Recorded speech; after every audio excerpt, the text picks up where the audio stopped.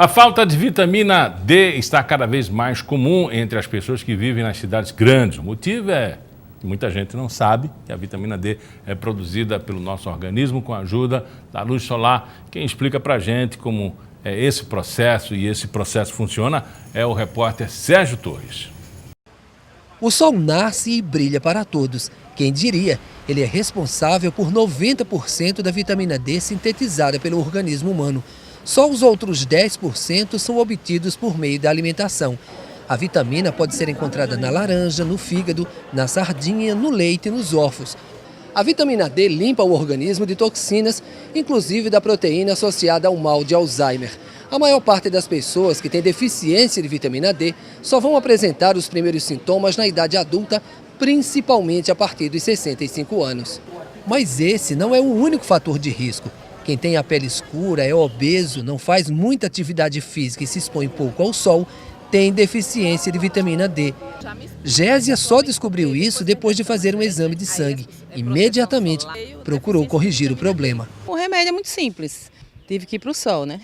E aí depois de 2 meses eu refiz o exame e foi suprida a carência. Estudo publicado nos Estados Unidos concluiu que 10% da população de países desenvolvidos ou em desenvolvimento apresentam deficiência de vitamina D, o que eleva em 4 vezes as chances de fraturas, depressão, câncer de cólon e falhas de memória. Então, como prevenir a falta dessa vitamina? Então, o ideal mesmo é a exposição ao sol. Essa exposição ao sol precisa ser num período de 20 a 30 minutos e precisa ser no sol entre 10, né, e 14 a 16 horas.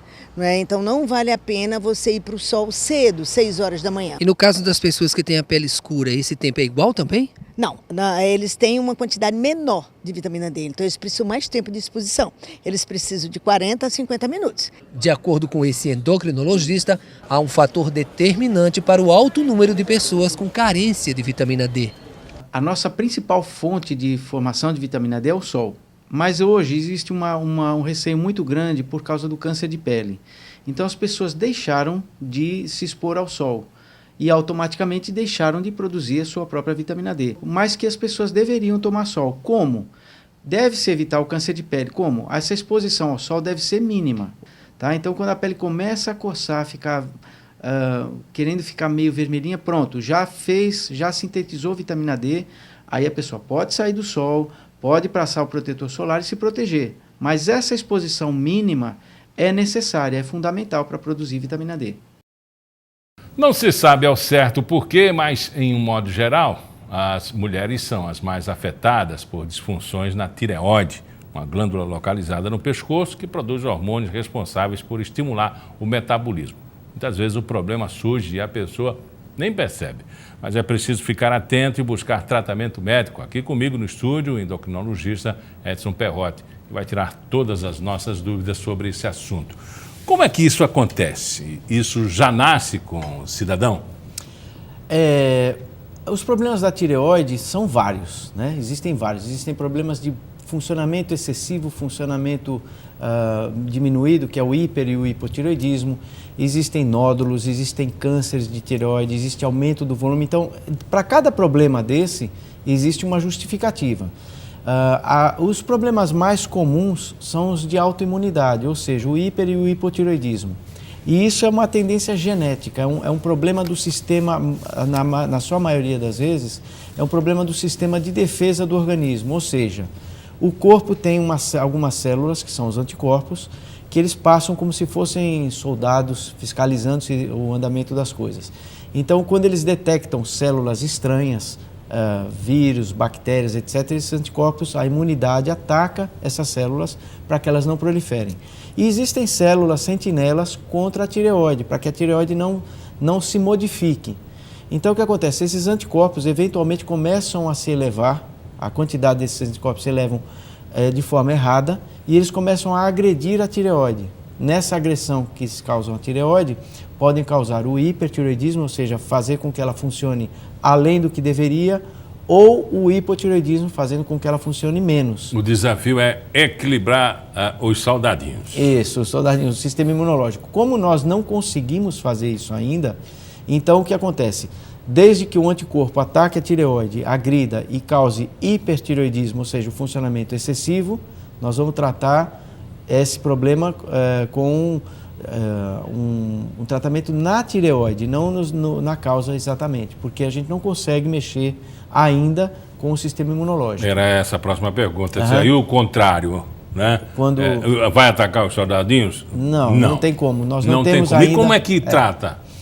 Quando nós temos hipertireoidismo, funcionamento excessivo, normalmente o tratamento é feito com o uso de um iodo radioativo.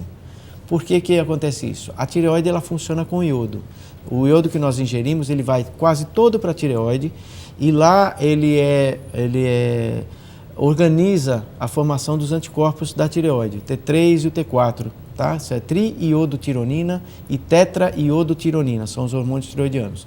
Então o que acontece? Quando a tireoide capta o iodo, se nós dermos um iodo radioativo, ela vai captar esse iodo e esse iodo radioativo vai queimar a tireoide, então ela vai começar a produzir menos hormônio tireoidiano. Esse é o tratamento para o hipertireoidismo.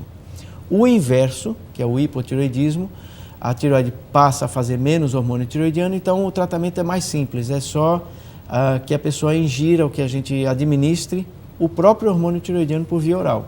Olha, se a gente fosse um paciente, o médico já não estava gostando, porque a gente quis saber logo como é que vai funcionar o tratamento, sem saber os sintomas, né? Exatamente. Quais são os meus sintomas? Né? Por que eu procuro o médico? Os sintomas do hipertireoidismo, do funcionamento excessivo, a pessoa fica muito acelerada toda. O coração bate mais rápido, o pensamento é muito acelerado, a pessoa sabe aquela pessoa agitada, né? Ela tem inclusive tremores das mãos, um tremor fino que a gente chama, porque a musculatura está muito tensa o tempo todo. Ansiedade. E ela tem emagrecimento, ela tem a temperatura corporal muito elevada, além de tudo tem outras coisas como o emagrecimento, eu falei, pode ter episódios de diarreia. Hiperatividade. Né? Muito, insônia, né? Esses são os sintomas mais do hipertireoidismo.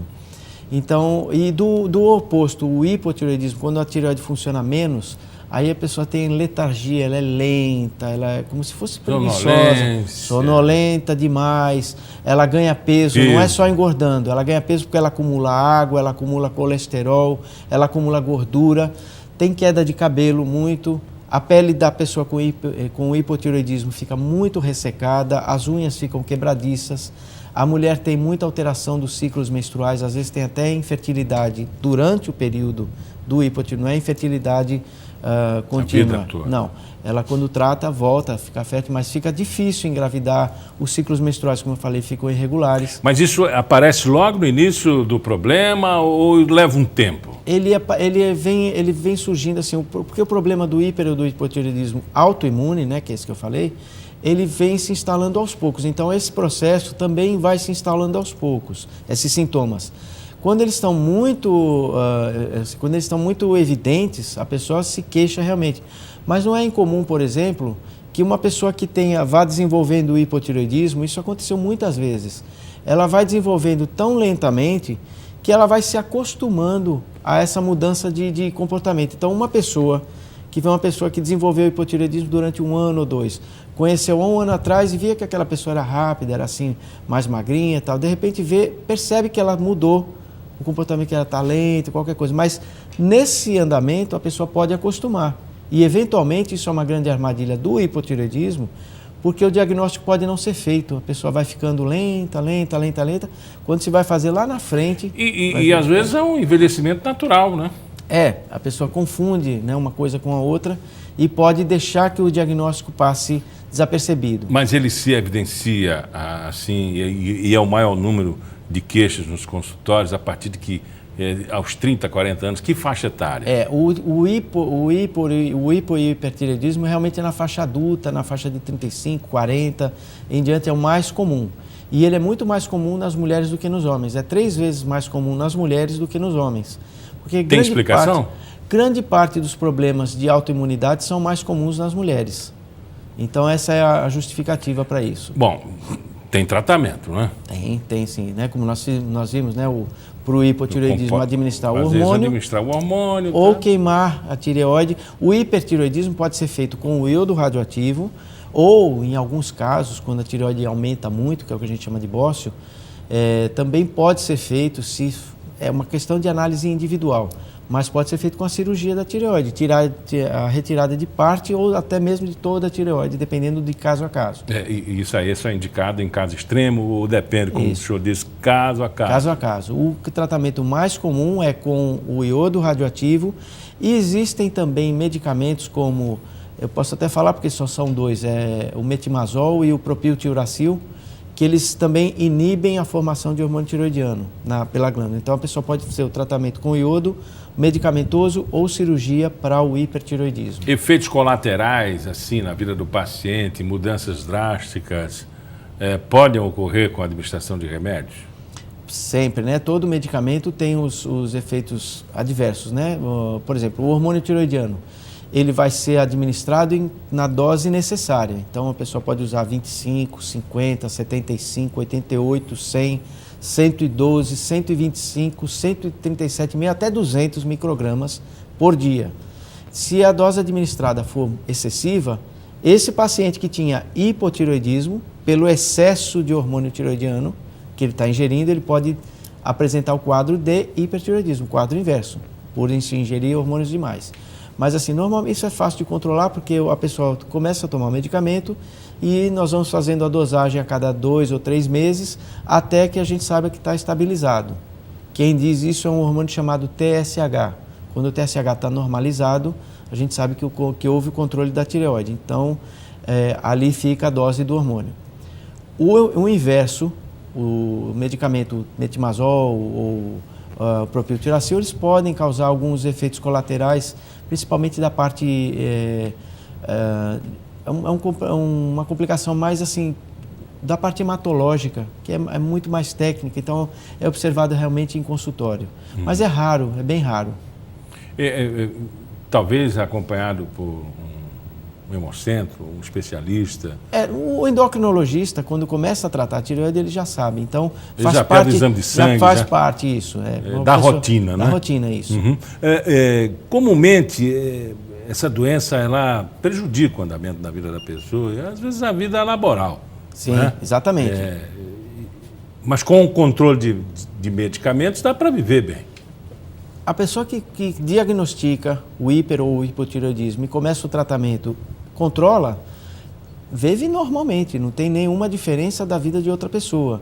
Teve um caso muito famoso de um jogador de futebol há tempos atrás, que aumentou muito o peso e atribuiu tudo ao hipotireoidismo. Aquilo Talvez ali é transitório. Tentando explicar o fim da carreira. Mas aquilo é transitório. Foi bom porque ele trouxe à tona, né, esse problema e falou-se muito sobre isso na época. Mas assim, uma pessoa com hipotireoidismo diagnosticado e tratado tem vida normal, engravida normalmente, tudo é normal. Ela é uma pessoa normal, não tem nada de diferente. Não no caso dele, engravida. Para as mulheres, né, que pode acontecer isso, mas é vida absolutamente normal. Então, Edson, muito obrigado pela entrevista, tá? Eu que agradeço. Pauta Especial fica por aqui, a gente volta a se encontrar no próximo programa, às 11h30 da manhã e às 7 da noite tem reprise. Até lá.